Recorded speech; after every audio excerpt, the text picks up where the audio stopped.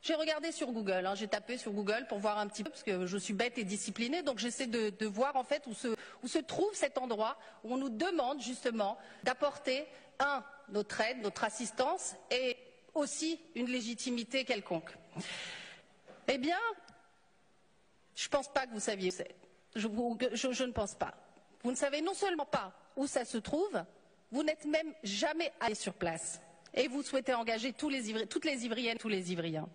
Pour ma part, je travaille avec des ONG qui viennent en aide aux populations les plus vulnérables sur le continent africain, et je peux vous dire qu'il n'y a aucun recensement et enregistrement de ces populations dans le camp d'Auxerre ou ailleurs. Et vous savez pourquoi? Parce que le Front Polisario et son mentor interdisent ce recensement depuis 4 décennies. Ce n'est pas moi qui le dis, ce sont des rapports. Soyez clair, Monsieur le maire, les Ivriennes et les Ivriens doivent savoir avec qui on propose de les associer ou de tisser encore des liens d'amitié. Pour terminer, aussi, Monsieur le maire, mes chers collègues, je vous propose plutôt de nous engager à libérer ces populations, à les libérer parce qu'elles sont retenues de force dans ces camps qui servent de véritables fonds de commerce humanitaire aux dirigeants du Polisario.